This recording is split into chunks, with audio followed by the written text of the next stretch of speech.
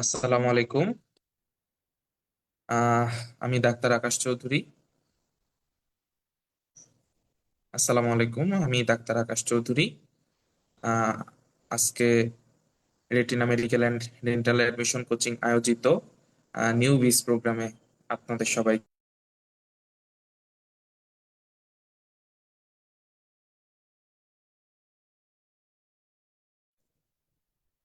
Hello, আসসালামু আলাইকুম।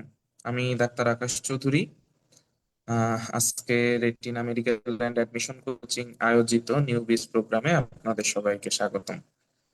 আজকে আমরা মেডিকেল লাইফের একটা নতুন চ্যাপ্টারে প্রবেশ করতে চলেছি। এতদিন তো সবাই এসএসসি ইন্টারমিডিয়েট পরীক্ষা দিয়ে আসলাম। সো এই জায়গাগুলোতে আমরা অনেক ধরনের পড়াশোনা করে এসেছি। সো এখন কিন্তু আমরা আর আন্ডার গ্রাজুয়েট লেভেলে নাই।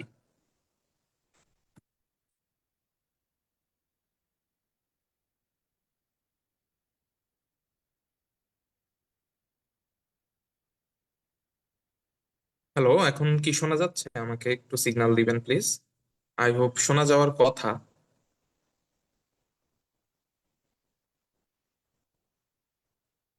আমি কি কন্টিনিউ করব? হ্যালো।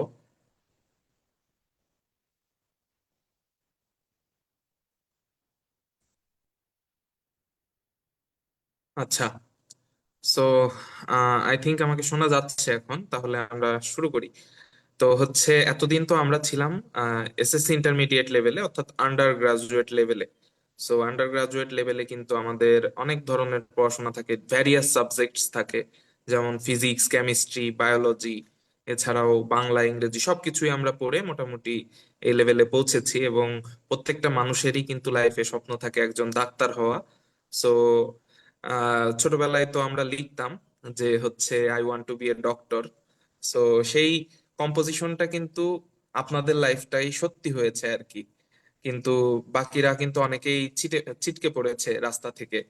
তো সেই হিসেবেই বলতে চাই যে একজন ডাক্তার কিন্তু মানে নিজের ইচ্ছাতেই হইতে পারে না। A doctor is chosen by the Almighty.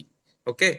So আপনারা যারা এই যে মেডিকেলে চান্স পেয়ে আজকের ক্লাসে হাজির হয়েছেন, তারা সবাই আসলে এই আমাদের সৃষ্টিকর্তার দ্বারাই চুজ করেছে, মানে চুজ করা হয়েছে আপনাদেরকে। এবং আপনারা এতটাই সৌভাগ্যবান যে একজন মানুষের জীবন মৃত্যু নিয়ে আপনারা কিন্তু ডিল করবেন। ঠিক আছে। সো এর জন্য আমাদের জন্য মেডিকেল সায়েন্সটা এতটা বেশি স্পেশাল। সো মেডিকেল লাইফে এসে প্রথম দিকে হয়তো অনেক ডিপ্রেশনও লাগতে পারে, আবার অনেক খুশিও লাগতে পারে, মিক্সড একটা ফিলিং কাজ করবে। কারণ এতদিন ধরে আমাদের যে লালিত স্বপ্ন, সেই লালিত স্বপ্নটা সত্যির পথে যাচ্ছে। এবং এখন দেখা যাচ্ছে যে পড়াশোনার চাপটা আগের থেকে অনেক বেশি বৃদ্ধি পাবে। যদিও আপনারা অ্যাডমিশনের সময় অনেক চাপ নিয়ে এসেছেন, তারপরেও এখন সেই চাপটা আরো হয়তো বৃদ্ধি পেতে পারে। কারণ মেডিকেল লাইফে এসে আমাদের পড়াশোনার প্যাটার্নটাই টোটালি আলাদা। অন্যান্য যতগুলা সাবজেক্ট আছে, আমাদের ভার্সিটি বলেন বা অন্যান্য ইঞ্জিনিয়ারিং বলেন, সেই সব জায়গাগুলা থেকে আমাদের মেডিকেল সায়েন্সের যে টপিক গুলা একটু অন্যরকম হয়ে থাকে। সো হয়তো এটার উপরে আপনাদের আগেও কথা হয়েছে বা আপনারা অলরেডি জেনে গিয়েছেন। সো আজকে আমরা মোটামুটি একটা অফিসিয়ালি ক্লাসের মতোই শুরু করব, বাট অ্যাকচুয়ালি নির্দিষ্ট কোনো ক্লাস না। আজকে আমরা একটা টার্মিনোলজির বেসিক আইডিয়া নেওয়ার চেষ্টা করব। ঠিক আছে। সো কেন টার্মিনোলজিটা দরকার? হ্যাঁ, ওয়াই টার্মিনোলজি? আমাদের টার্মিনোলজি কেন শেখা লাগবে? কারণ আমরা তো অনেকে আছি ইংলিশে অনেক ভালো, আমরা ইংলিশে কথা বলতে পারি। আহ হ্যাঁ, একটা জিনিস অবশ্যই জেনে রাখা ভালো যে মেডিকেল সায়েন্স কিন্তু টোটালি ইংলিশ মিডিয়াম। ওকে। সো এখন প্রশ্ন আসতে পারে যে মেডিকেল সায়েন্সটা, তো আমরা ইংরেজি জানি, ইংলিশ মিডিয়ামে আছে, ইংলিশ মিডিয়াম ব্যাকগ্রাউন্ড থেকে অনেকে আসতেছেন। সো সো সেই হিসাবে আর কি অনেকের মনে প্রশ্ন আসতে পারে যে আমাদের টার্মিনোলজি সম্পর্কে কেন জানার প্রয়োজন। সো টার্মিনোলজি সম্পর্কে এই কারণেই আপনাদের জানা প্রয়োজন। কারণ দেখেন, সেম অর্গান সেম ডিজিজ, একজন নন মেডিকেল পার্সন একরকম ভাবে বলবে, আর আপনি একরকম ভাবে বলবেন। ওকে।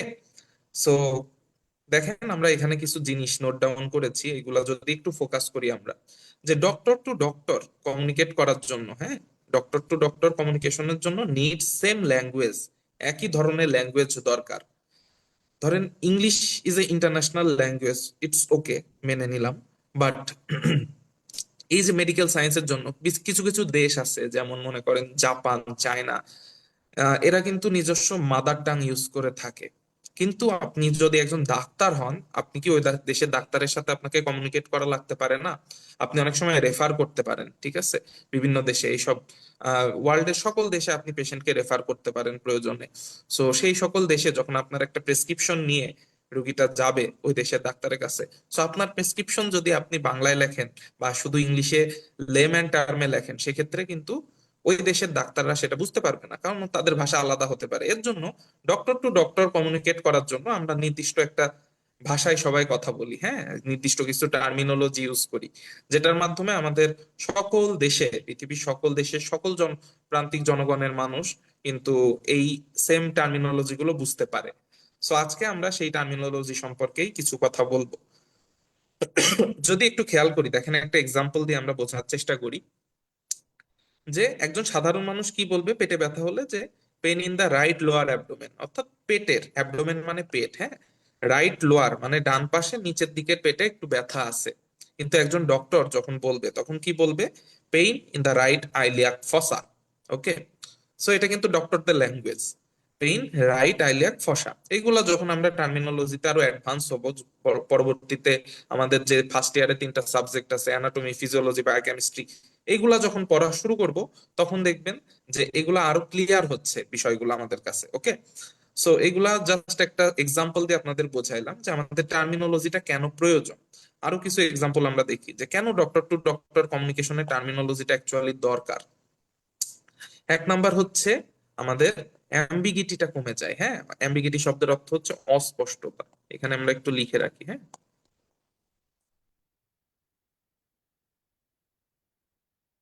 অর্থাৎ এই যে প্রথমেই যেটা বললাম, language barrier, country to country ল্যাঙ্গুয়েজের ব্যারিয়ার আছে, ট্রেডিশনের ব্যারিয়ার আছে, অনেকে অনেক কিছু অনেক ভাবে বুঝতে পারে। এর জন্য ওয়ার্ল্ডের সকল দেশের মেডিকেল ল্যাঙ্গুয়েজকে সেম করার ট্রাই করা হয়েছে, সো যাতে অস্পষ্ট যে জিনিসটা, এই জিনিসটা কেটে যায়। ওকে, নেক্সট হচ্ছে যেমন ডান পাশে ব্যথা, যদি একজন পেশেন্ট এসে বলে, এখন সাধারণ মানুষ তো এটাই বলবে, কিন্তু আপনি যদি ডাক্তার হিসেবে আরেকজন ডাক্তারকে বলেন ডান পাশে ব্যথা, তাহলে তাকে আরো ফার্দার কিছু কোশ্চেন করতে হবে, যেমন ডান পাশে উপরে নাকি নিচে নাকি ফ্ল্যাঙ্কে, ঠিক আছে, তো এতগুলা কোশ্চেন দরকার করার।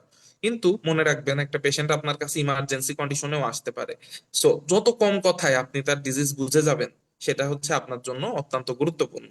ঠিক আছে, তো আমরা যদি রাইট আইলিয়াক ফসা বলি, একদম নির্দিষ্ট পয়েন্টকে ইন্ডিকেট করবে, হ্যাঁ। আমি যদি একটু আপনাদেরকে এঁকে দেখানোর চেষ্টা করি, এটা ধরেন আমাদের অ্যাবডোমেন, হ্যাঁ, এটা আমাদের হচ্ছে আম্বিলিকাস মানে নাভি, মাঝখানে নাভি, এটা হচ্ছে অ্যাবডোমেন। তো অ্যাবডোমেনকে আমরা ইউজুয়ালি 9টা রিজিয়নে ভাগ করে ফেলি, ঠিক আছে। এই যে 1 2 3 4 5 6 7 8 9, সো এই যে আমাদের এটা যদি আমাদের লেফট সাইড হয় আর এটা যদি আমাদের রাইট সাইড হয়, তাহলে এইটা হচ্ছে আমাদের রাইট আইলিয়াক ফসা। প্রত্যেকটা রিজিয়নেরই নাম আছে, 9টার প্রত্যেকটা রিজিয়নেরই নাম আছে। জাস্ট আপনার বোঝানোর জন্য বললাম যে এটা হচ্ছে আমাদের রাইট আইলিয়াক ফসা। তো একজন ডাক্তার যখন আরেকজন ডাক্তারকে লিখে দিবে যে pain in the right iliac fossa, বা একজন বলবে যে এটা pain in the right iliac fossa, আপনি কিন্তু একদম এক্স্যাক্টলি বুঝে যাবেন যে রাইট আইলিয়াক ফসাটা কোন জায়গায় এবং পেইনটা এক্সাক্ট কোথায় লোকালাইজড আছে, হ্যাঁ। সো আপনার এই জায়গাতে যদি বলে pain in the right iliac fossa, তখন আপনার মাথায় আরো কি কি চিন্তা আসতে পারে, যে আমার রাইট আইলিয়াক ফসাতে কি কি অর্গান আছে, ঠিক আছে। সো আমাদের রাইট আইলিয়াক ফসাতে ইউজুয়ালি যে অর্গানটা থাকে সেটা হচ্ছে অ্যাপেন্ডিক্স, অ্যাপেন্ডিক্স এর কারণে পেইন হইতে পারে। আরো আছে ওভারি আছে মেয়েদের ক্ষেত্রে, হুম। সো সেই সব অর্গান গুলাতে যদি কোনো ধরনের ইনফেকশন হয়, ইনফ্লামেশন হয়, তাহলে রাইট আইলেক ফসাতে পেইন হইতে পারে। কোনো ধরনের ক্যান্সার টিউমারের কারণেও পেইন হইতে পারে। ওকে, সো বিভিন্ন কারণ হইতে পারে, সো এগুলো আমরা আস্তে আস্তে এক্সক্লুড করতে পারবো। দ্যাটস ওয়াই আমাদের টার্মিনোলজিটা দরকার। এই যে দ্বিতীয়ত যেটা অলরেডি বলে ফেলেছি, যে টাইম বাঁচে, সময় আমাদের হচ্ছে বাঁচাইতে পারবো আমরা কিভাবে? ইমার্জেন্সিতে কেউ লেকচার শুনবে না, যেটা বললাম, পেশেন্ট কিন্তু ইমার্জেন্সি কন্ডিশনে আসতে পারে। সেই সময় যদি আপনি ডিটেলসে বলতে চান, ডান পাশে, ডান পাশের একটু নিচে, এরকম লোকাল ভাবে বলতে চান, লোকালাইজ করতে চান, অনেক টাইম নষ্ট হবে। সো এই সময় ক্ষেপণ বা লেকচার শোনানো যাবে না, এর জন্য আমাদের একদম এক্সাক্ট পজিশনটা বলতে হবে। এছাড়াও ওই যে যেটা প্রথমে বললাম যে ইন্টারন্যাশনাল আন্ডারস্ট্যান্ডিং, যে ভারত, বাংলাদেশ, ইউকে সব জায়গাতে রাইট আইলিয়াক ফসা মানে সেম থিং। আপনাকে আলাদা করে তাদের ভাষায় আর নতুন করে কিছু বোঝানোর প্রয়োজন নাই। ওকে, সো টার্মিনোলজি জিনিসগুলা কেন লাগে, এই কেন লাগে কোশ্চেনের অ্যান্সারটা আমরা জানলাম। এখন আমরা অ্যাকচুয়ালি টার্মিনোলজির ভিতরে আস্তে আস্তে ঢুকবো, হ্যাঁ। তো প্রথমে যে জিনিসটা আমাদের লাগবে, এখানে দেখেন আরো কিছু এক্সাম্পল দেওয়ার চেষ্টা করা হয়েছে। যে কেউ যদি বলে, একজন লেম্যান বা একজন নন মেডিকেল পার্সন, যে মাথার পিছনে সমস্যা, তো মাথার কোন জায়গায় সমস্যা, একজন ডাক্তার কি বলবে? অক্সিপিটাল রিজিয়নে সমস্যা। আমরা যখন মাথার বোনস গুলা পড়বো তখন প্রত্যেকটা বোনসের আলাদা আলাদা নাম পড়বো, এবং ওখানে বোনসের ভিতরে ব্রেইনের যে লোব গুলা আছে সেই লোব গুলারও আলাদা আলাদা নাম আছে। সো পিছনে আমাদের অক্সিপিটাল লোব থাকে, সেই অক্সিপিটাল লোবকে অক্সিপিটাল রিজিয়ন বলা হয়। সো সেই জায়গাতে সমস্যা আমরা বুঝতে পারবো। হাতের কাছে ব্যথা, হাতের কোন জায়গাতে ব্যথা? যে প্রক্সিমাল ফোর আর্মে ব্যথা। এই যে প্রক্সিমাল মানে কি, এটা আমরা একটু পরে গিয়ে বুঝবো। তারপরে অর্গান সেম, ডিজিজ সেম, কিন্তু ল্যাঙ্গুয়েজ ডিফারেন্ট, যার কারণে আমাদের ক্ল্যারিটিটা ডিফারেন্ট ভাবে আসে। ওকে, সো এখন আমরা আরো সামনের দিকে আগাই। একটা কথা মনে রাখবেন যে কেন দরকার আমাদের টার্মিনোলজিটা, কারণ পেশেন্ট স্পিক ফিলিংস আর ডক্টরস স্পিক টার্মিনোলজি। ওকে, সো আপনি যদি একজন রুগী হয়ে থাকেন, আপনি নিজের ফিলিংস গুলা ব্যক্ত করতে পারেন যে আমার পেটে ব্যথা, আমার মাথায় ব্যথা, কিন্তু আপনি যখন ডক্টর টু ডক্টর কমিউনিকেট করতেছেন তখন কিন্তু আপনাকে টার্মিনোলজি সম্পর্কে জানতে হবে। This is the main thing. Okay, এরপরে আসেন আমরা আজকের মেইন ক্লাসের মধ্যে ঢুকে যাই।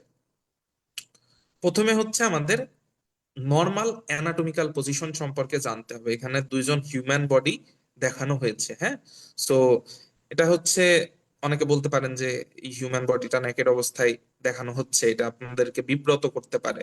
বাট এখন থেকে মনে রাখবেন যে প্রত্যেকটা আপনারা যখন এই যে মেডিকেলে ঢুকবেন, ক্লাস শুরু হবে, ওরিয়েন্টেশন হবে, তখন আপনারা দেখবেন একটা শপথ গ্রহণ করবেন, জেনেভা ডিক্লারেশন বলা হয়, হ্যাঁ।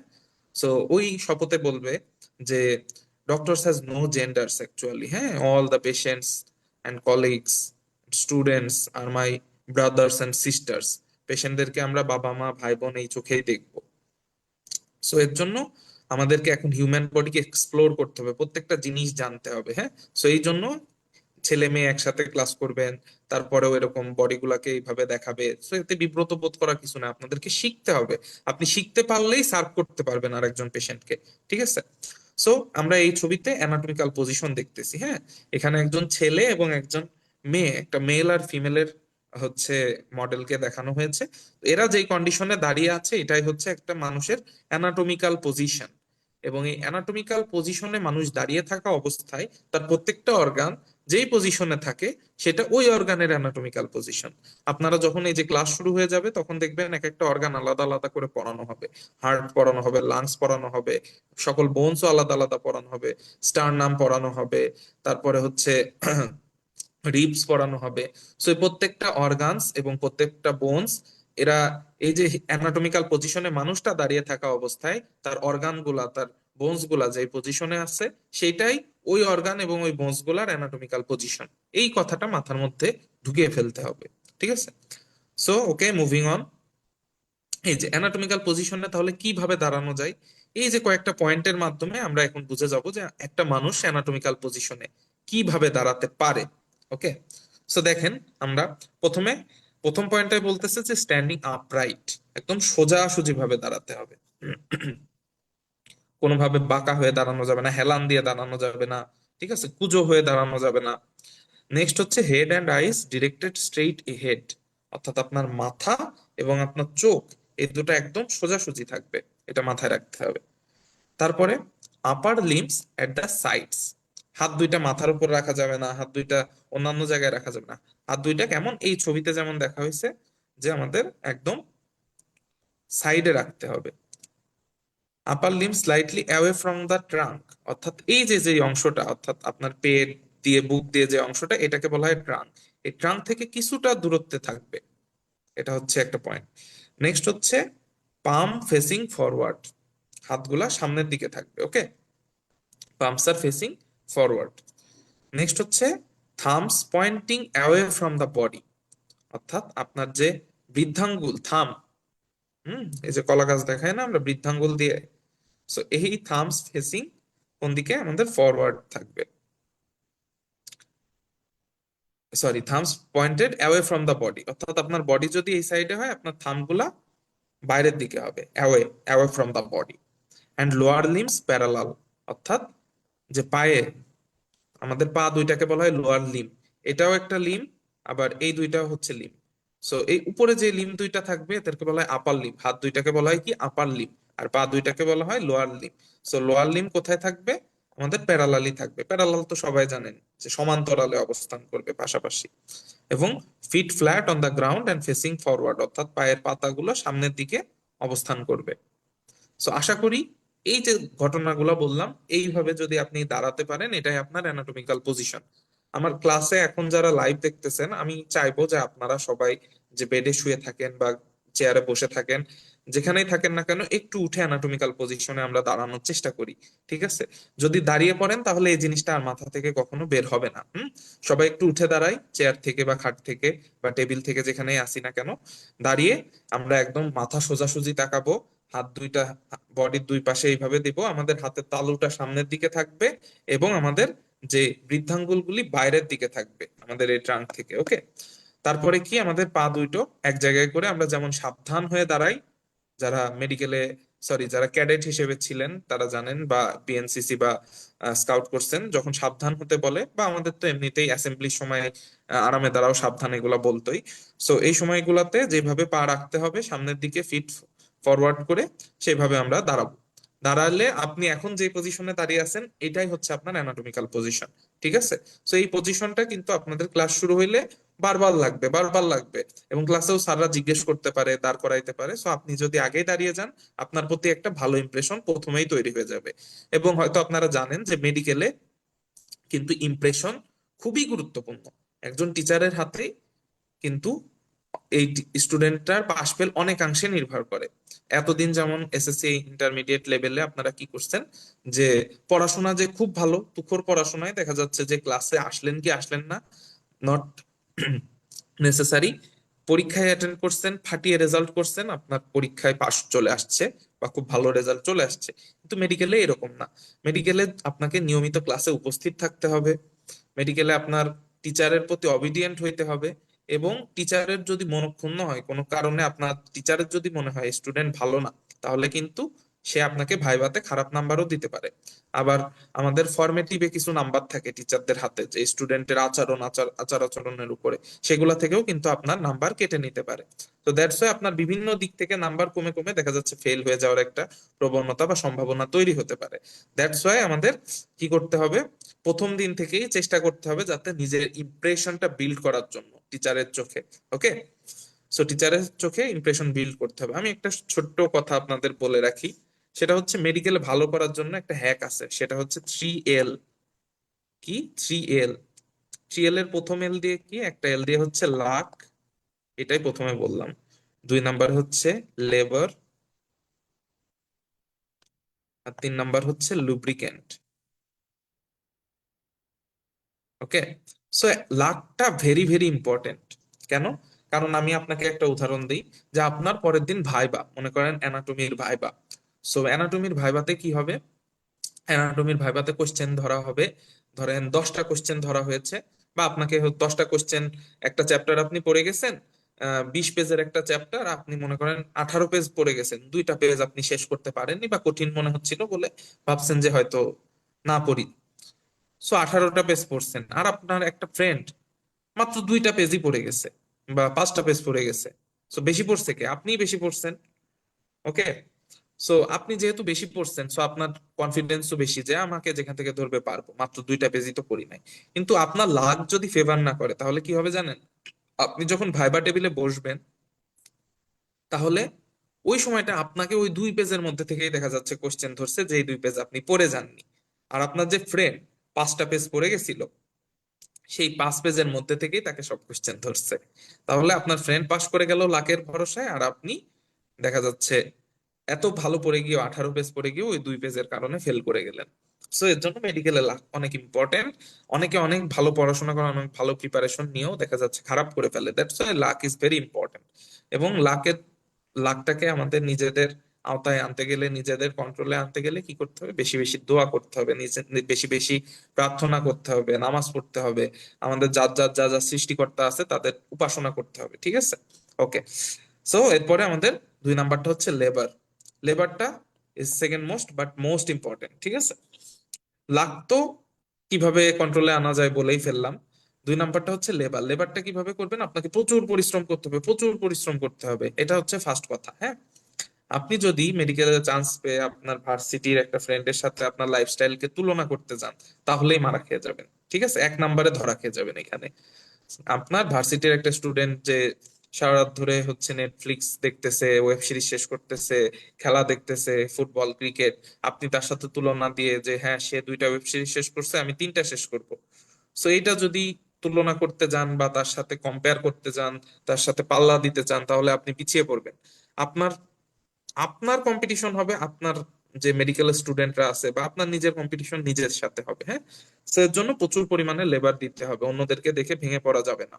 দ্যাটস ওয়াই মেডিকেলে যেহেতু আসছেন, আপনাকে অ্যাকসেপ্টই করতে হবে যে আপনি মানুষের সেবায় নিজের জীবনকে উৎসর্গ করতেছেন। ওকে, তাই বলে কি আমাদের মেডিকেলের লাইফে কোনো চার্ম থাকবে না, কোনো হচ্ছে এক্সাইটমেন্ট থাকবে না? অবশ্যই থাকবে, অসংখ্য এক্সাইটমেন্ট থাকবে।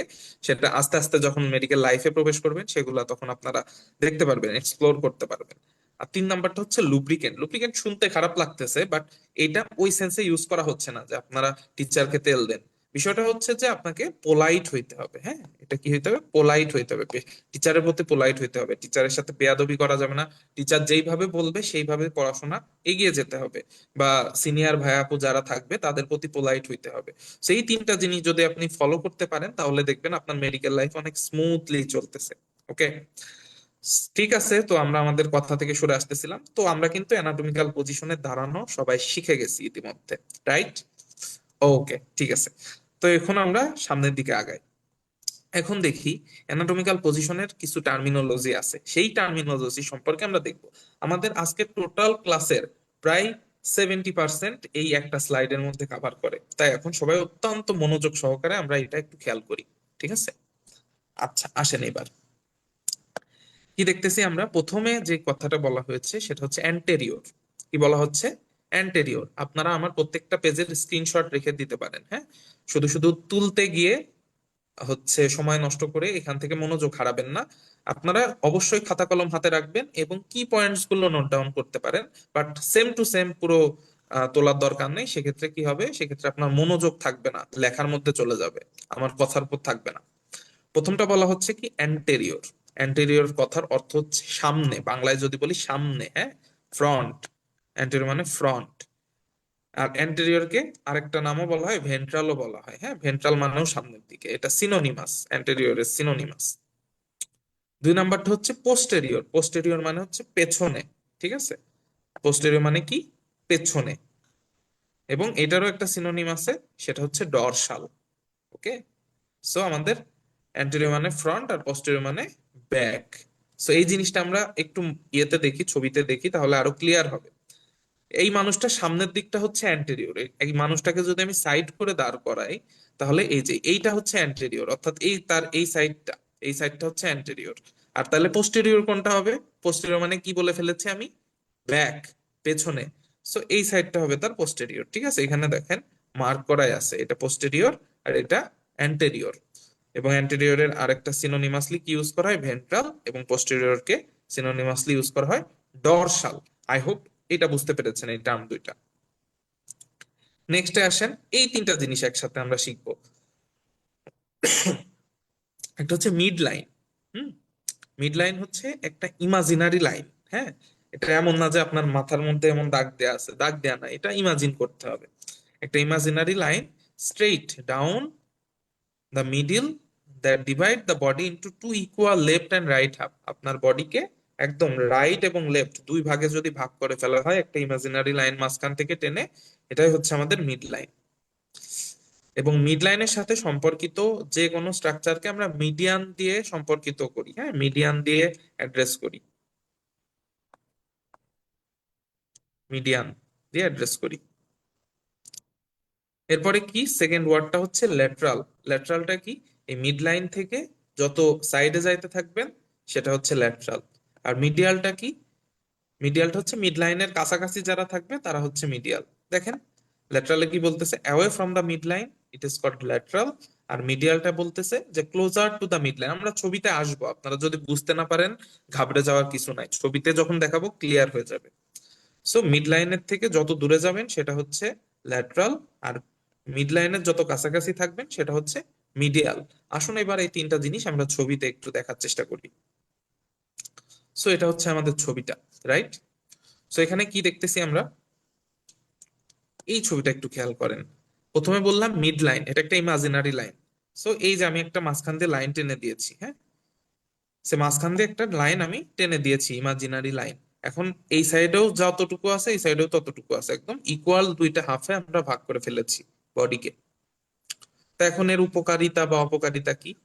এখন এই যে আমরা দুই ভাগে ভাগ করছি বডিকে, তো এই মিড লাইনের কাছাকাছি যে যে জিনিসগুলো অবস্থান করতেছে এদেরকে আমরা বলবো মিডিয়ালি, আর যেগুলা মিড লাইন থেকে দূরের দিকে যাবে সেগুলা হচ্ছে ল্যাটারালি। এটা কিন্তু কম্পেয়ারেবল, এইটার সাপেক্ষে ওইটা মিডিয়ালি বা ওইটার সাপেক্ষে এটা ল্যাটারালি থাকে। যেমন ধরেন এই যে আমি মুখমণ্ডলে চলে আসলাম, হ্যাঁ, ফেসে চলে আসলাম, এটা মানুষটার রাইট সাইড আর এটা হচ্ছে লেফট সাইড। এখন কি হবে, এটারও তাইলে ইমাজিনারি লাইন আছে, মিড লাইন ভাগ করে ফেললাম। এখন এনার একটা নাক আছে, একটা চোখ আছে এবং কানও আছে, দুই পাশেই আছে সেম সেম জিনিস, রাইট? সো মিড লাইনে কে কে অবস্থান করতেছে এখানে? এখানে আমাদের নোজ অবস্থান করতেছে আর লিপস অবস্থান করতেছে মিড লাইনে, হ্যাঁ, মাউথ। সো এরা কি করতেছে, মিড লাইনে অবস্থান করতেছে। তো এখন খেয়াল করেন এই মিড লাইনের কাছাকাছি কি অবস্থিত? আমাদের আইস অবস্থিত। মিড লাইনের কাছাকাছি কি অবস্থিত? আইস অবস্থিত। সো এটাকে আমরা, এবং এই আইস থেকে দূরবর্তীতে কি অবস্থিত? আমাদের ইয়ার্স গুলো অবস্থিত, অর্থাৎ কানগুলো অবস্থিত। তাহলে আমরা এখানে বলতে পারি দ্য ইয়ার্স আর সিচুয়েটেড, খেয়াল করেন, ear, the ears are situated lateral to the eyes. ঠিক আছে, চোখের থেকে ইয়ার গুলা কোথায় অবস্থান করতেছে? ল্যাটারালি অবস্থান করতেছে। The ears are situated lateral to the eyes, অর্থাৎ চোখের থেকে কানগুলা ল্যাটারালি অবস্থান করতেছে। ওকে, অথবা অপোজিট ভাবেও বলতে পারেন, কি, the eyes are situated medial to the ear. Okay, the eyes are situated medial to the ear, অর্থাৎ চোখগুলা আমাদের কানের থেকে মিডিয়ালি অবস্থান করতেছে, এইটার সাপেক্ষে ওইটা মিডিয়াল এবং ল্যাটারাল হয়ে থাকে। এখন এই চোখ কি তাইলে সবসময় মিডিয়াল? নো। আপনার যখন পজিশন চেঞ্জ হয়ে যাবে তখন আবার আপনার বিষয়টা চেঞ্জ হয়ে যাবে। একটু খেয়াল করেন, আমরা আরেকটা এক্সাম্পল দিই। এটা কি নোজ না? নোজ তো একদম মিড লাইনে অবস্থান করতেছে। এখন যদি আপনি নোজের সাপেক্ষে আইকে তুলনা করেন তখন কি হবে? এখন কিন্তু হিসাব উল্টে যাচ্ছে না? সবার হিসাব মেলে, আমার হিসাব মেলে না। সো হিসাবটা কিভাবে উল্টে যাচ্ছে দেখেন। দা আইস এতক্ষণ কোথায় ছিল? মিডিয়ালি ছিল। এখন খেয়াল করেন, the eyes are situated lateral to the nose. Okay, the eyes are situated lateral to the nose, অর্থাৎ আমাদের আইস গুলা নোজ থেকে ল্যাটারালি অবস্থান করতেছে। ঠিক একইভাবে যদি আমরা উল্টা করে দিই, the nose is situated medial to the eyes, the nose is situated medial to the eyes. Okay, so জিনিসটা কত একটা ট্রিকি এবং কত ইন্টারেস্টিং একটা জিনিস মেডিকেল সায়েন্স। সো এখানে আমরা দেখতে পারতেছি, রাইট? ঠিক একইভাবে আমরা দেখে ফেললাম তাহলে কি, এইখানে এই ছবির সাপেক্ষে মিড লাইনে অবস্থান করতেছে নাক। সো এই নাকের থেকে আমাদের আই ল্যাটারালি, আবার আয়ের থেকে ইয়ার ল্যাটারালি। আবার যদি অপোজিট ভাবে বলি, আমাদের এই ইয়ারের থেকে আইসটা হচ্ছে মিডিয়ালি, আবার আইএস এর থেকে নোজটা হচ্ছে medially. Okay, so I hope medial lateral এই বিষয়টা সবার কাছে ক্লিয়ার। এবং একটু আগে আমরা কি দেখেছিলাম, অ্যান্টেরিয়র আর পোস্টেরিয়র, রাইট? অ্যান্টেরিয়র পোস্টেরিয়রও সবার কাছে ক্লিয়ার। এরপরে নেক্সটটা কি, আমাদের সুপিরিয়র আর ইনফিরিয়র। নেক্সট দুইটা ওয়ার্ড, হ্যাঁ, সুপিরিয়র আর ইনফিরিয়র। খেয়াল করেন, সুপিরিয়র মানে উপরে আর ইনফিরিয়র মানে নিচে। ঠিক আছে, সুপিরিয়র মানে উপরে, ইনফিরিয়র মানে নিচে। সো সুপিরিয়রের আরেকটা সিনোনিম আছে, সেটা হচ্ছে ক্রেনিয়াল। ক্রেনিয়াম মানে হচ্ছে মাথা। সো ক্রেনিয়াল অর্থাৎ মাথার দিকে। আর ইনফিরিয়র, ইনফিরিয়রের একটা সিনোনিম হচ্ছে কর্ডাল। কর্ডাল মানে লেস, নিচের দিকে, হ্যাঁ। সো ইনফিরিয়র মানে নিচে আর সুপিরিয়র মানে উপরে। সো ওই সেম ছবিটাতে আমরা যদি একটু ডিসক্রাইব করি, দেখেন তো এটা কে কার সুপিরিয়র, কে কার ইনফিরিয়র অবস্থান করতেছে। যেমন আইস আর নোজ, এই দুইটার মধ্যে যদি তুলনা করি, তাহলে আইটা নোজের সুপিরিয়র না ইনফিরিয়র বলেন তো? Good, superior. হ্যাঁ, সো আইস গুলা কোথায়? নোজের সুপিরিয়রলি অবস্থান করতেছে। আবার যদি আমি ঠোঁটের সাপেক্ষে নাকের তুলনা করি, তাহলে nose is situated superior to the lip, right? আবার ইনফিরিয়রের ক্ষেত্রেও সেম, যে আমাদের the lips are situated inferior to the nose. So I hope এখন সবার কাছে ক্লিয়ার। তাহলে আমরা প্রত্যেকটা জিনিস একটু রিকল করে ফেলি। প্রথমে আমার দিকে তাকান, এখন আপনি ডিসপ্লে থেকে সরে আমার দিকে তাকান। সেটা হচ্ছে, প্রথমে বললাম অ্যান্টেরিয়র। অ্যান্টেরিয়র মানে কি? সামনে। তারপরে বললাম পোস্টেরিয়র। পোস্টেরিয়র মানে কি? পেছনে। তারপরে বললাম মিডিয়াল। মিডিয়াল মানে মিড লাইনের কাছাকাছি, যে যত বেশি কাছে সে তত বেশি মিডিয়াল। তারপরে বললাম কি? ল্যাটারাল। ল্যাটারাল মানে মিড লাইন থেকে যে যত দূরে সরতে থাকবে সে তত বেশি ল্যাটারালি চলে যাবে। তারপরে বললাম সুপিরিয়র। সুপিরিয়র মানে উপরের দিকে। তারপরে বললাম কি? ইনফিরিয়র। ইনফিরিয়র মানে নিচের দিকে। ওকে, সো এতগুলো আমরা দেখে ফেললাম। এরপরে নেক্সট পয়েন্ট কি কি আমাদের? সুপারফিশিয়াল আর একটা হচ্ছে ডিপ। কি? সুপারফিশিয়াল এবং ডিপ। এটা কিন্তু খুব ইম্পর্ট্যান্ট। আপনারা একটু মনোযোগ দিয়ে দেখবেন, একটু ক্রিটিক্যাল আছে, কিন্তু একটু মনোযোগ দিলে কিন্তু বিষয়টা একদম পানির মতো তরল হয়ে যাবে।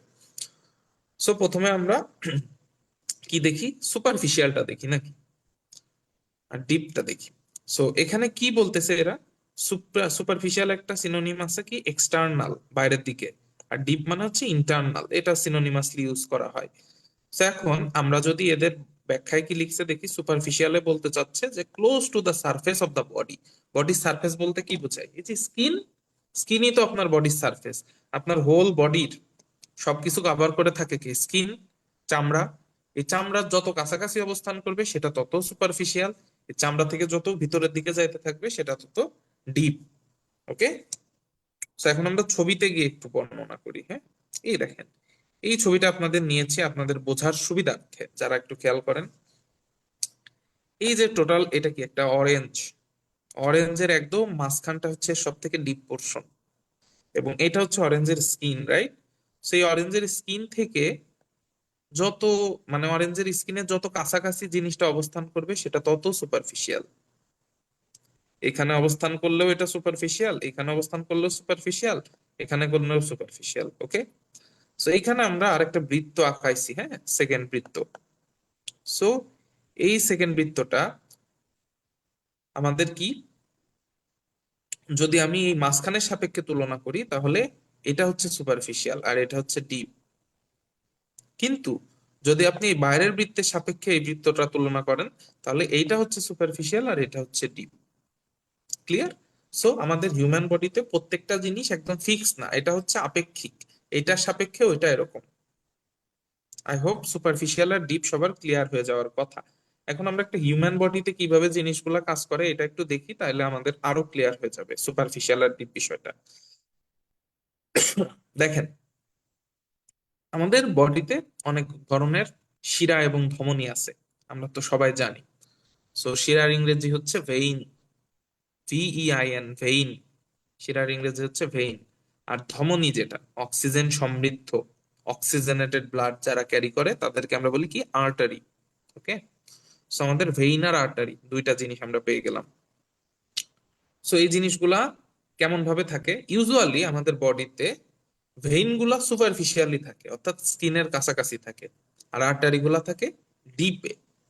সবার ডিপে দেখা যাচ্ছে বোনস গুলা অনেক বেশি ডিপে থাকে।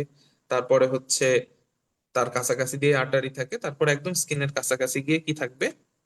আমাদের এই ভেইন গুলা থাকবে। ওকে, সো এখানে যদি আমি দেখি, দেখেন,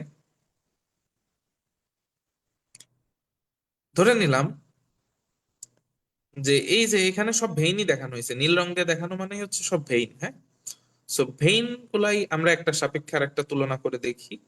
সো এইখানটাতে একদম মাঝখানে বরাবর যে ভেইনটা গেছে এটা সব থেকে ডিপ ভেইন।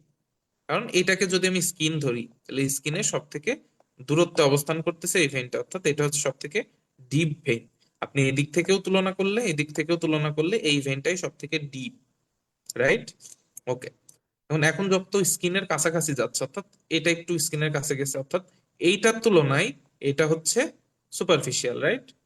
আবার এই যে একটা ভেইন দেখতে পারতেছেন একদম স্কিনের কাছাকাছি, তখন এইটা আবার এর তুলনায় সুপারফিশিয়াল, অর্থাৎ এটা তখন ডিপ হয়ে যাবে এটার সাথে যদি তুলনা করি। ক্লিয়ার? আবার অপোজিট দিকে যদি আসেন, এই পাশেও তো একটা স্কিন আছে, তো এই ভেইনের তুলনায় এই ভেইনটা সুপারফিশিয়ালে অবস্থান করতেছে। ওকে, তো এইভাবে আমাদের সুপারফিশিয়াল এবং ডিপের কনসেপ্টটা বিল্ড করতে হবে। তো আশা করি সুপারফিশিয়াল আর ডিপ নিয়ে কারোর কোনো কনফিউশন নাই। ওকে, কনফিউশন থাকলে আপনারা একটু কমেন্ট বক্সে জানাইতে পারেন।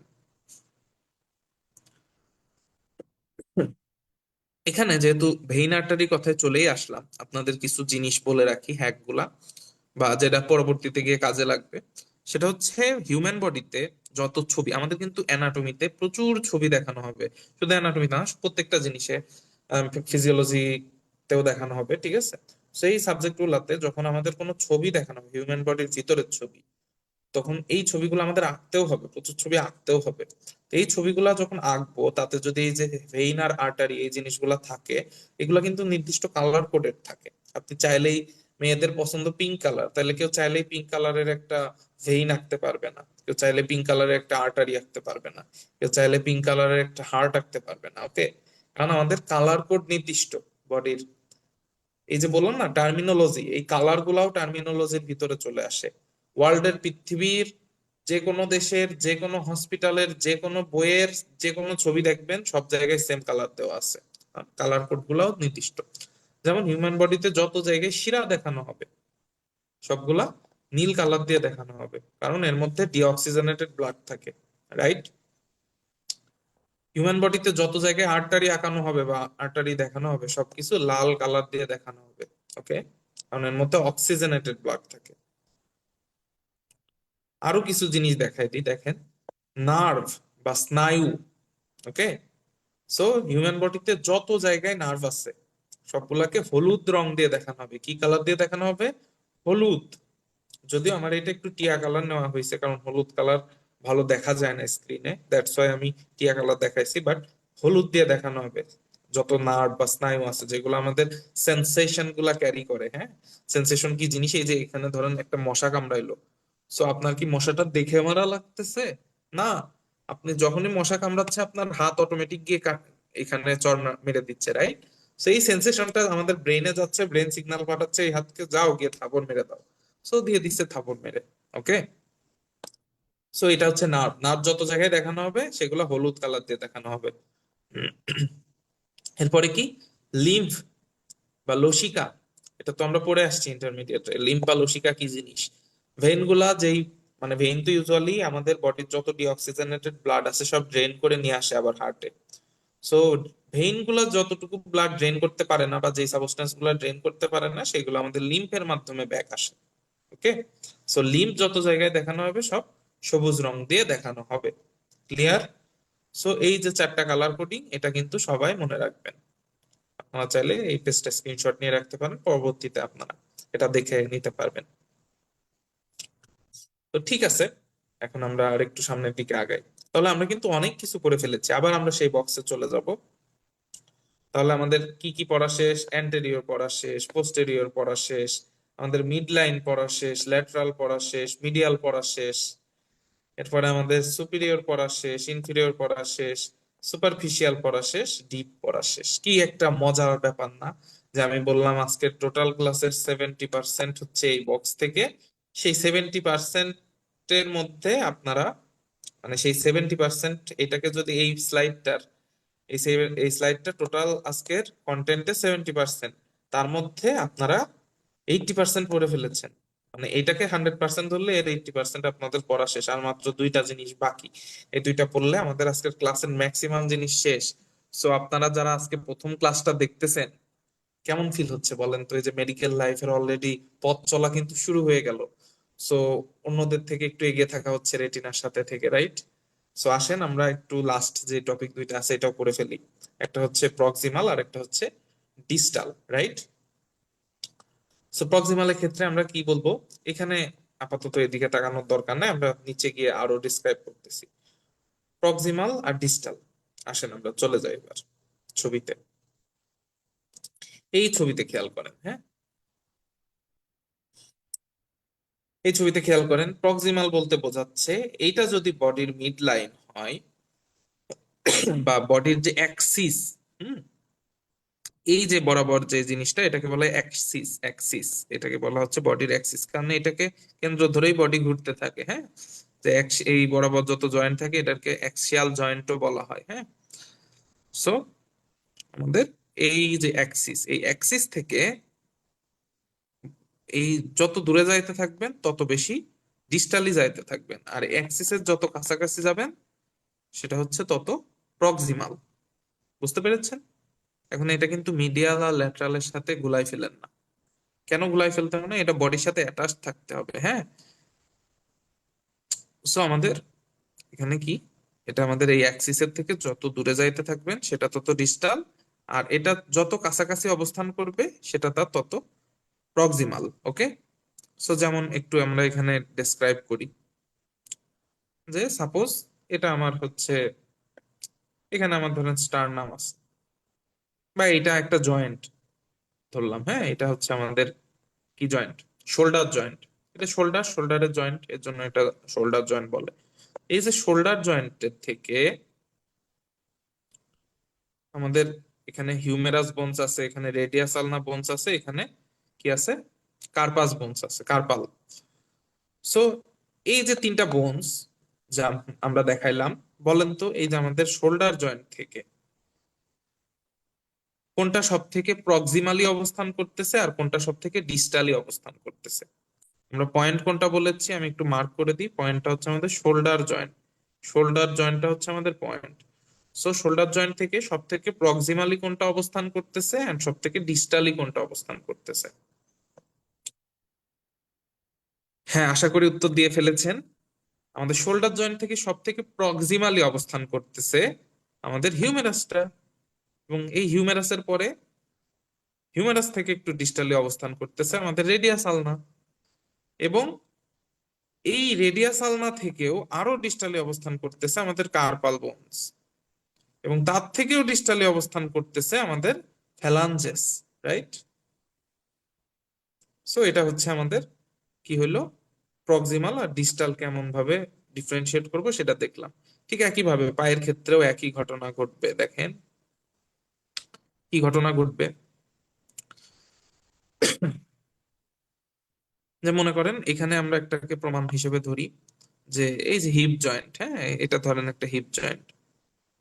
সো এখানে কি কি বোনস আছে আপনারা তো অবশ্যই সবাই ভালো স্টুডেন্ট, সবাই জানেন। এটা হচ্ছে ফিমার, এটা হচ্ছে প্যাটেলা, এটা হচ্ছে টিবিয়া ফিবুলা, এখানে হচ্ছে টার্সাল, এবং এখানে মেটাটার্সাল, এবং লাস্টে এখানে ফ্যালাঞ্জেস। ওকে, সো অনেক ধরনের বোনস এখানে আছে। সো এই যে আমাদের অ্যাক্সিস তো এই পর্যন্ত এসে শেষ। তো এই যে অ্যাক্সিস থেকে সব থেকে কাছে অবস্থান করতেছে কোন বোনসটা? আমাদের ফিমারটা। আবার এই ফিমারের থেকে একটু ডিস্টালি অবস্থান করতেছে প্যাটেলা। আবার এই প্যাটেলা থেকে একটু ডিস্টালি অবস্থান করতেছে এই যে টিবিয়া ফিবুলা। তার থেকে ডিস্টালি অবস্থান করতেছে আমাদের টার্সাল। তার থেকেও ডিস্টালি অবস্থান করতেছে মেটাটার্সাল, তারপরে ফ্যালাঞ্জেস। ঠিক আছে? সো আমাদের বলতে হবে যে অ্যাক্সিস থেকে, অ্যাক্সিসের সব থেকে কাছাকাছি। আবার এই জয়েন্টটাও কিন্তু, হ্যাঁ, আমাদের এই যে হিপ জয়েন্ট, এই হিপ জয়েন্টেও এই যে আমাদের মিডিয়াল যে অ্যাক্সিস, এই মিডিয়াল অ্যাক্সিস থেকে প্রক্সিমালি অবস্থান করতেছে। সো এটাই আর কি, যে আমাদের অ্যাক্সিসের সাপেক্ষে যেই দূরত্ব যত যত বাড়তে থাকবে সেটা তত ডিস্টালি যাবে, আর যত দূরত্ব কাছে আসবে সেটা তত প্রক্সিমালি অবস্থান করতেছে। সেটা মিডিয়াল ল্যাটারাল থেকে আলাদা কেন? কারণ এই যে এই স্কেলেটাল দিকে তাকান, এ কি আছে? মাথার পিছনে হাতটা দিয়ে আরামে শুয়ে আছে। রাইট? তো এই ক্ষেত্রে যদি আমরা আমরা কি করি, মিড লাইনের সাপেক্ষে কল্পনা করি, মিডিয়াল আর ল্যাটারাল। সো এটা যদি মিড লাইন হয়, আমি একটা এঁকেই দিই মিড লাইন মাঝখানে, এটা যদি মিড লাইন হয়, হ্যাঁ, সো এই মিড লাইনের থেকে আমাদের কি সমস্যা হবে?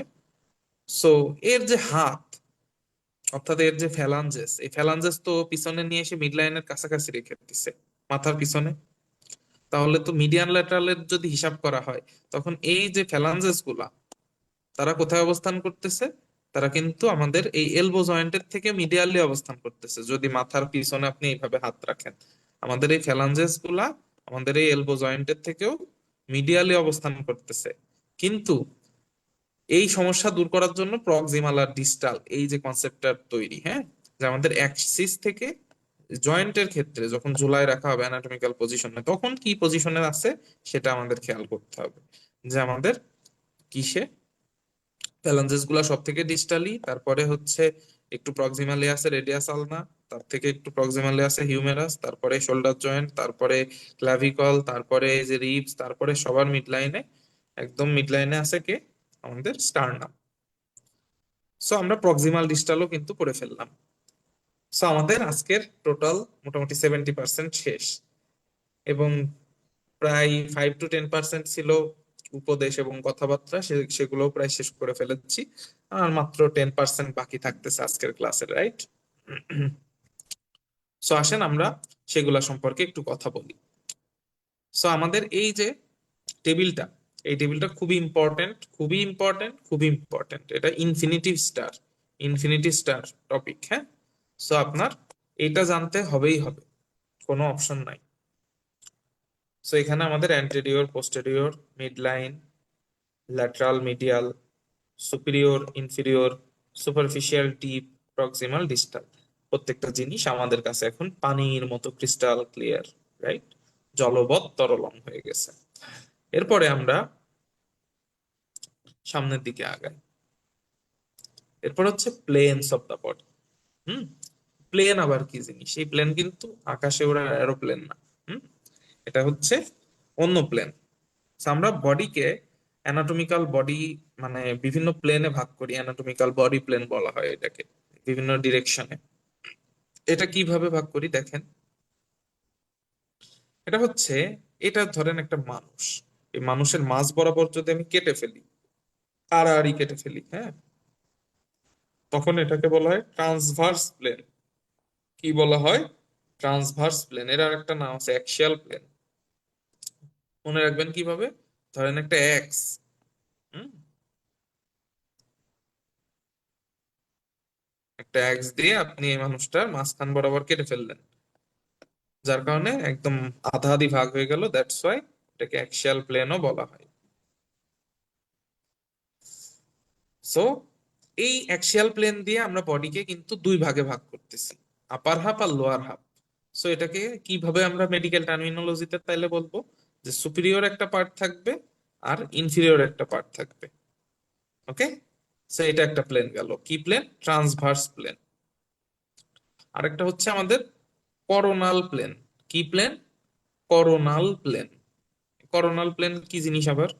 করোনাল প্লেন সহজে মনে রাখতে হবে, যে আমাদের এটা কেটেছিলাম মাঝখান বরাবর, এইবারও কাটবো, কিন্তু এটা হবে আমাদের কান বরাবর, কান টু কান। যে এরকম আড়াআড়ি যদি কানের পরে এই কান থেকে এই কান বরাবর কেটে ফেলা হয় বডিকে মাঝখান থেকে, তাহলে সামনে অর্ধেক চলে যাবে, পিছনে অর্ধেক চলে যাবে, হ্যাঁ। এটা হচ্ছে আমাদের করোনাল সেকশন। কি? করোনাল প্লেন বা করোনাল সেকশন, হ্যাঁ। Coronal section. এটাকে কিভাবে মনে রাখবো? সি দিয়ে করোনাল, সি দিয়ে কান। শুনতে এরকম লাগতেছে না? সাউন্ডস লাইক ক। সো করোনাল প্লেনটা হচ্ছে কান টু কান যদি কেটে ফেলা হয় তাহলে আমাদের করোনাল প্লেন। এর পরের ছবিতে আরো ক্লিয়ার বোঝা যাচ্ছে, দেখেন। এই যে একদম ট্রান্সভার্সলি সুপিরিয়র আর ইনফিরিয়র হাফে কেটে ফেললে সেটাকে আমরা ট্রান্সভার্স প্লেন বলবো। আর যদি আমাদের করোনাল প্লেন, অর্থাৎ এই যে এই কান থেকে এই কান বরাবর আধা আধি কেটে ফেললে পিছনের অর্ধেক আর সামনের অর্ধেক, অর্থাৎ পোস্টেরিয়র আর অ্যান্টেরিয়র হাফ এ ভাগ হয়ে যাবে, সেটা হচ্ছে আমাদের করোনাল প্লেন। আরেকটা আছে সেজাইটাল প্লেন। সেজাইটাল প্লেন এটা হচ্ছে আপনার নাক বরাবর, হ্যাঁ, নাক বরাবর। একদম যদি মাঝখান বরাবর মানুষকে দুই ভাগ করে ফেলা হয়, তখন সেটা হচ্ছে আমাদের সেজাইটাল প্লেন। ওকে। তো সেজাইটাল প্লেনে কোন কেমন হবে? দুইটা ল্যাটারাল, এটাকে ল্যাটারাল প্লেনও বলা হয় কারণ এখানে দুইটা ল্যাটারাল হাফ তৈরি হয় মানুষের। তাহলে ট্রান্সভার্স প্লেনে সুপিরিয়র আর অ্যান্টেরিয়র পার্ট থাকবে। যদি করোনাল প্লেন করি তাহলে আমাদের অ্যান্টেরিয়র আর পোস্টেরিয়র পার্ট থাকবে। এখানে কি আমি সুপিরিয়র আর ইনফিরিয়র বলছিলাম? সুপিরিয়র আর ইনফিরিয়র পার্ট থাকবে। আর যদি আমাদের ট্রান্সভার্স প্লেন গেল, এরপরে করোনাল প্লেনে যদি ভাগ করি তাহলে অ্যান্টেরিয়র আর পোস্টেরিয়র পার্ট থাকবে মানুষটার। আর যদি স্যাজাইটাল প্লেনে ভাগ করি তাহলে ওই সাইডের হচ্ছে আমাদের দুই সাইডের ল্যাটারাল, রাইট ল্যাটারাল আর লেফট ল্যাটারাল দুইটা পার্টে ভাগ হয়ে যাবে। ওকে। তো এখানেও দেখেন, এই যে স্যাজাইটাল প্লেনটা দেখানো হয়েছে, নাক বরাবর কেটে ফেলা হয়েছে, ওই সাইডের একটা পার্ট আছে আর এই পাশের একটা পার্ট আছে। Clear? I hope it is clear. এখন আপনার মনে প্রশ্ন আসবে না যে স্যার বা ভাইয়া কেন পড়াইতেছেন? কি কাজে লাগবে এই প্লেন?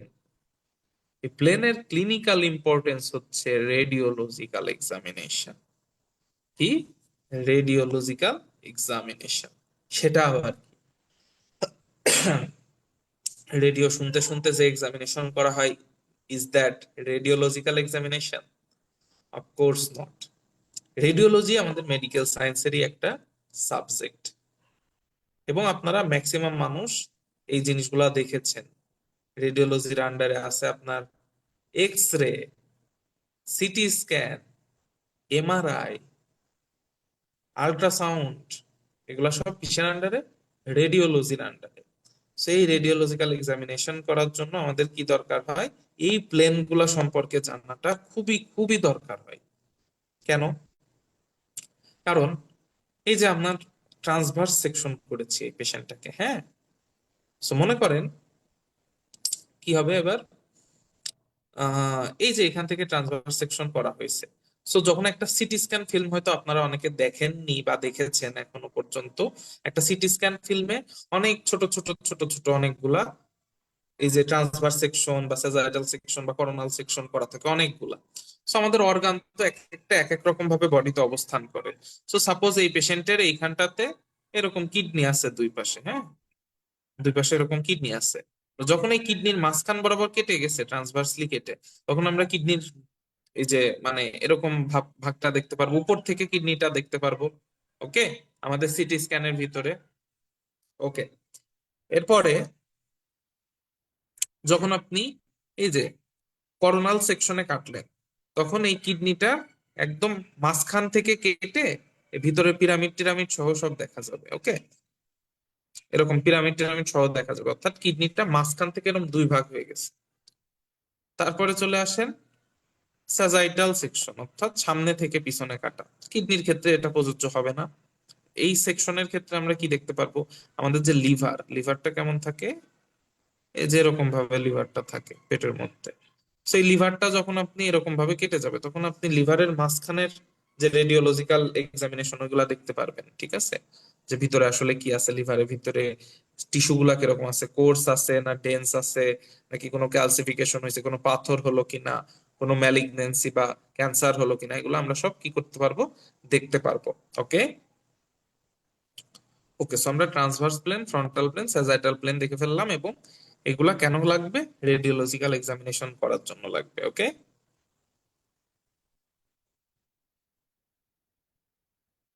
যেমন এখানে আমি ছবি এঁকেছিলাম যে ট্রান্সভার্স প্লেনে কেটে ফেললে যদি আপনি পেশেন্টের উপর থেকে এবার তাকান, তাহলে কি দেখতে পারবো? যে আমাদের পিছনের দিকে দেখা যাচ্ছে যে ভার্টিব্রা আছে, সামনের এখানে হচ্ছে ইয়ে আছে, লিভার আছে, এরকম দেখতে পারবো। ওকে, আবার যখন এই যে এরকম ট্রান্সভার্সলি করোনাল প্লেনে যখন কাটা হবে, ঠিক আছে, করোনাল প্লেনে কাটা হইলে এই যে লিভার, লিভার এরকম সেকশন হয়ে যাবে, তারপরে কিডনিটা এরকম সেকশন হয়ে যাবে। সো কিডনিতে কি হইলো, আমরা দেখতে পারতেছি যে একদম ইয়ে সহকারে দেখতে পারবো মেডুলা, তারপরে হচ্ছে আমাদের পিরামিড, এগুলো সবই আমরা দেখতে পারবো তখন। এগুলো কেন দরকার হয়? একভাবে দেখলেই তো হয়, কিডনির ভিতরে বা লিভারের ভিতরে আমি তো কেটে ঢুকতেছি না, আমরা এক্সরে করতেছি বা সিটি স্ক্যান করতেছি, আলো ফেলে ছবি তুলে তার ভিতরে দেখতেছি। সো বিভিন্ন সেকশন এই কারণেই দরকার হয়। ধরেন একটা পেশেন্টের লিভারের উপরে আর নিচে দুই জায়গাতে দুইটা ক্যান্সার আছে বা টিউমার আছে, হ্যাঁ। সো এই টিউমারটা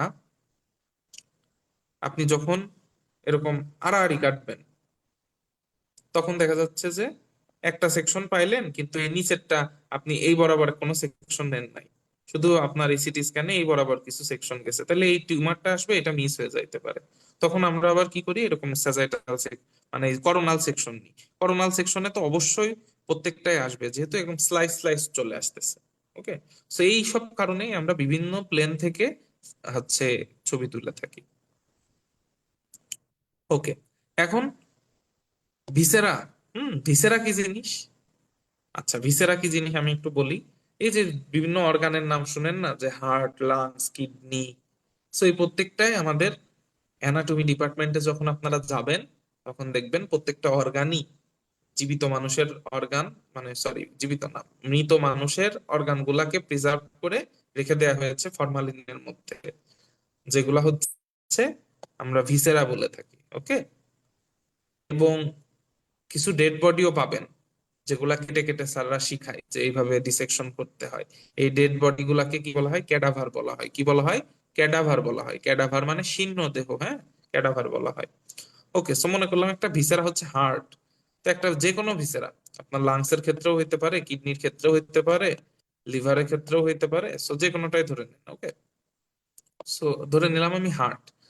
সো একটা হার্ট যখন আপনি পড়বেন তখন আপনাকে বেসিক কি কি জিনিস পড়াবে? প্রথমে আপনার ওইটার সারফেস, বর্ডার, রিলেশন, অ্যাটাচমেন্ট, এগুলো সম্পর্কে জানতে হবে। ওকে, বা ধরে নিলাম একটা বোনস। হুম, বোনস বলতে ধরেন আমি ধরে নিলাম একটা বোনস হচ্ছে স্টারনাম। এখানে একটা স্টারনাম যদি আমি আঁকানোর চেষ্টা করি,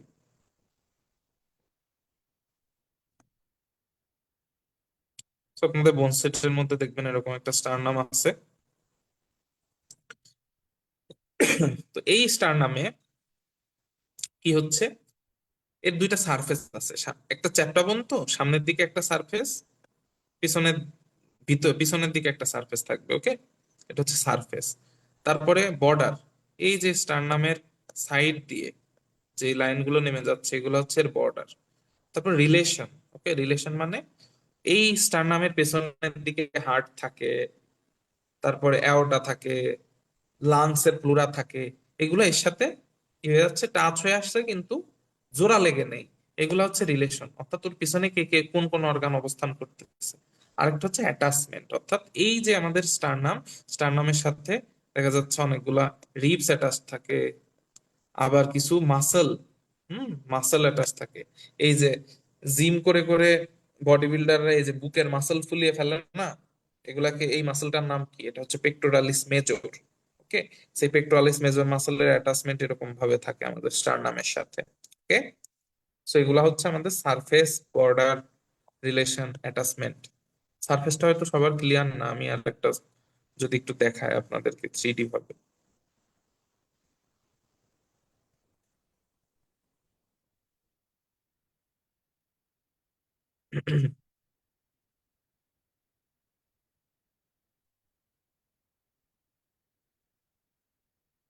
হুম,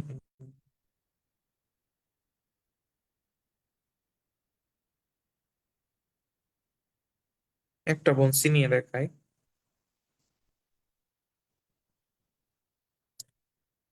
এই যে স্টার নাম, হ্যাঁ, শুধু স্টার নামটা দিয়ে যেহেতু ওখানে দেখাচ্ছিলাম, এই যে স্টার নাম, স্টার নামের সামনের দিকে একটা সারফেস, এটা হচ্ছে সামনের দিকটা, সামনের দিকে একটা সারফেস। আবার এটাকে যদি আমি পিছনে ঘুরাই দিই, তাহলে এই পিছনের দিকটায় আরেকটা সারফেস। ওকে, সো এটা গেল সারফেস। এটা সামনে হচ্ছে একটা সারফেস, এটা যখন পিছনে ঘুরাই দিচ্ছি এটা আরেকটা সারফেস। এরপরে কি বর্ডার? বর্ডারটা তো বুঝলেনই, যে এর চারপাশ দিয়ে যে বর্ডারটা আসছে, এটা হচ্ছে এর বর্ডার। সেটা হচ্ছে ল্যাটারাল ভিউ। ল্যাটারাল ভিউকে ল্যাটারাল বর্ডারও বলতে পারি আমরা। এটা হচ্ছে অ্যান্টেরিয়র, মানে একদম সামনের দিকটা, সামনের সারফেস। এটা হচ্ছে পোস্টেরিয়র, অর্থাৎ একদম পেছনের সারফেস। আর এটা তো আরেকটা রাইট ল্যাটারাল, লেফট ল্যাটারাল গেল। একদম নিচের দিকে যদি আমরা দেখি, এই যে চোখা যে এটা পোর্শন, এটা হচ্ছে আমাদের ইনফিরিয়র পোর্শন, জিফয়েড প্রসেস বলে থাকি। আপনাদের যখন স্টারনামের ক্লাস হবে তখন এই সম্পর্কে ডিটেলস আলোচনা করা যাবে। আর একদম উপরে এটা হচ্ছে সুপিরিয়র পার্টটা, হ্যাঁ, যেখানে জুগুলার নচ অবস্থান করে। সো দ্যাটস অল অ্যাবাউট আমাদের ভিসেরার ব্যাপার স্যাপার। হ্যাঁ, সো চলেন আমরা আবার ব্যাকে চলে যাই আগের পড়ায়।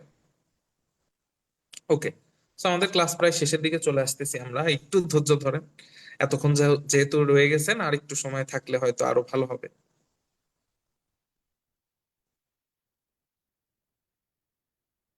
ওকে, এরপরে আমরা কোথায় চলে যাব? নেক্সট স্লাইডে চলে যাই। এরপর দেখেন আমাদের কিছু কিছু জায়গায় কিছু সাফিক্স প্রিফিক্স দিয়ে আমাদের টার্মিনোলজি কাজে লাগে। হ্যাঁ, এগুলো হয়তো আপনাদের আরো অ্যাডভান্স লেভেলে গিয়ে লাগবে, কিন্তু আমি কিছুটা ধারণা দিয়ে যাচ্ছি যাতে মনে থাকবে যে রেটিনা থেকে আকাশ ভাই একটা ক্লাস নিয়েছিলেন, সেই ক্লাসে আমাদেরকে এই জিনিসগুলা সম্পর্কে বলেছিলেন। একটু মাথায় ট্রিগার করবে যখন ক্লাসে স্যাররা বলবে, বা স্যাররা যখন বলবে এগুলা কি শুনছো বা এগুলা কি জানো, তখন তুমি হাত তুলে বলবা জি স্যার এটা শুনছি বা এটা জানি। তখন অন্যদের থেকে তোমার ইমপ্রেশন কতটা ভালো হয়ে যাবে। ওকে, সো আসেন, কি বলতেছে এখানে? প্রিফিক্স, প্রিফিক্স হিসেবে প্রিফিক্স এখানে সাফিক্সও লেখা যায়। হ্যাঁ, মানে শুধু প্রিফিক্স না, এখানে সাফিক্সও কিছু অ্যাড আছে। তার মধ্যে প্রথমে এটা হচ্ছে হেপাটো, যেটা এটা হচ্ছে একটা প্রিফিক্স।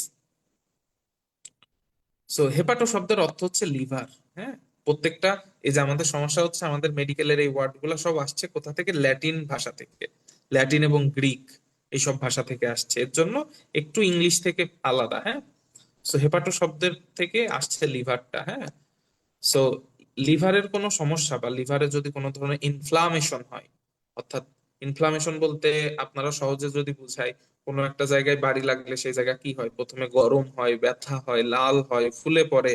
এই যে যেই সাইন গুলা বললাম একসাথে মিলে এটাকে ইনফ্লামেশন বলা হয়। ওকে, সো হেপাটো শব্দের অর্থ লিভার।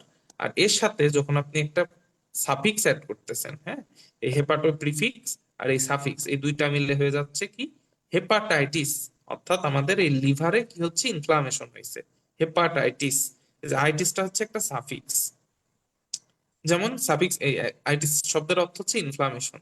যে কোনো ওয়ার্ডের শেষে বা যে কোনো অর্গানের শেষে যদি আইটিস যুক্ত করে দেওয়া হয়, তার মানে হচ্ছে সেই অর্গানের ইনফ্লামেশন। ওকে, যেমন অ্যাপেন্ডিক্স একটা প্রিফিক্স, এর সাথে যখন আইটিস, অ্যাপেন্ডিসাইট হচ্ছে একটা প্রিফিক্স, এর সাথে যখন আইটিস সাফিক্সটা যোগ করতেছি তখন অ্যাপেন্ডিসাইটিস হয়ে যাচ্ছে। নাম তো সবাই শোনাই হোগা নাকি, যে অ্যাপেন্ডিসাইটিস। অ্যাপেন্ডিসাইটিস মানে অ্যাপেন্ডিক্স এর ইনফ্লামেশন হচ্ছে। ওকে, নেক্সট হচ্ছে নেফ্রো। নেফ্রো একটা কি প্রিফিক্স? নেফ্রো শব্দটার অর্থ হচ্ছে কিডনি। আর এই নেফ্রোর সাথে যদি আমি একটোমি শব্দটা যুক্ত করে দিই, একটোমি শব্দের অর্থ কেটে ফেলা। কি? কেটে ফেলা। অর্থাৎ কারোর কিডনি যদি পচে যায়, আমাদের তো দুইটা কিডনি আছে, একটা থাকলেই এনাফ। তাহলে আমাদের যদি কিডনি কেটে ফেলতে হয় তখন সেটাকে আমরা বলি নেফ্রেক্টমি। ওকে, ওকে, নেক্সট হচ্ছে আমাদের কার্ডিও। কার্ডিও শব্দটার অর্থ হচ্ছে হার্ট, এবং কার্ডিওর সাথে লজি প্রিফিক্সটা যোগ, সরি সাফিক্সটা যোগ করলে এটা হয়ে যাচ্ছে কার্ডিওলজি, অর্থাৎ আমাদের হৃদবিজ্ঞান। ঠিক আছে, হার্ট সম্পর্কে যত ধরনের নলেজ গেইন করা হয়, যত পড়াশোনা করা হয়, সব কার্ডিওলজির আন্ডারে। ওকে, আপনারা তো ডাক্তারদের নাম শুনে থাকবেন যে কার্ডিওলজিস্ট, অর্থাৎ কার্ডিওলজি নিয়ে যিনি স্পেশালিটি করছে তিনি হচ্ছে কার্ডিওলজিস্ট। আইটিস সম্পর্কে অলরেডি বলে ফেলেছি, একটোমিও বলে ফেলেছি, অর্থাৎ রিমুভাল বা কেটে ফেলা, যেমন পলিসিস্টেকটমি। সো পলিসিস্ট শব্দের অর্থটা হচ্ছে আমাদের গল ব্লাডার। হ্যাঁ, অর্থাৎ আমাদের পিত্তথলি। এই পিত্তথলি যদি কেটে ফেলা হয় তখন সেটাকে বলা হয় পলিসিস্টেকটমি। ক্লিয়ার? সো সাফিক্স প্রিফিক্স গুলা চলেই গেল। সো ঠিক আছে, আমাদের ক্লাস মোটামুটি শেষ পর্যায়ে চলে এসেছে, আর কিছু নাই এখানে। আজকে আমাদের ক্লাস শেষ। অনেকক্ষণ ধরে ধৈর্য ধরে আপনারা শুনতেছেন, আশা করি হয়তো মনোযোগ কিছুটা ডিস্ট্রাক্টেড হইতে পারে, যেহেতু আমাদের হিউম্যান ব্রেন একটানা 25 থেকে 30 মিনিট পর্যন্ত মনোযোগ দিতে পারে, কিন্তু তারপরেও এটা অভ্যাসের মাধ্যমে বৃদ্ধি পায়। সো দেখেন, লাস্টে সুন্দর একটা কথা শুনে, কথা একটা সুন্দর কোটেশন দিয়ে আমরা শেষ করি। সেটা হচ্ছে যে, if you understand the terminology, anatomy becomes a story, not a burden. Okay, mind it. যদি টার্মিনোলজি গুলো আপনি আজকে বুঝে থাকেন, তাহলে আপনার কাছে এই অ্যানাটমিটা একটা গল্পের মতো মনে হবে, কখনোই বোঝা মনে হবে না। কারণ যখনই আপনি মেডিকেল কলেজে যাবেন, আপনার সিনিয়র থেকে শুরু করে অনেক মানুষজন, আশপাশ থেকে বন্ধু বান্ধব বলা শুরু করবে, অ্যানাটমি অনেক কঠিন, অ্যানাটমি অনেক কঠিন, মেডিকেল সায়েন্স অনেক কঠিন। এই জিনিসগুলা মাথা থেকে ছেড়ে ফেলেন। অ্যানাটমি সব থেকে ইজিয়ার সাবজেক্ট। অ্যানাটমি একটা সাবজেক্ট অফ ভিজুয়ালাইজেশন। অ্যানাটমি আপনি যা বডিতে আছে সব দেখতে পারবেন, এবং যা দেখতে পারবেন সেগুলাই anatomy. That's why anatomy is the most easiest and interesting subject. Just আপনাকে পড়াশোনাকে বার্ডেন না নিয়ে, পড়াশোনাকে আন্ডারস্ট্যান্ড করতে হবে, পড়াশোনাকে একটা খেলার মতো করে লাইফের পার্ট হিসেবে নিতে হবে। এবং welcome to the medical science, dear little doctors. খুব শীঘ্রই দেখা হবে অন্য কোনো ক্লাসে। ততদিন পর্যন্ত ভালো থাকবেন। সো আজকের ক্লাস এখানেই শেষ করছি। আসসালামু আলাইকুম।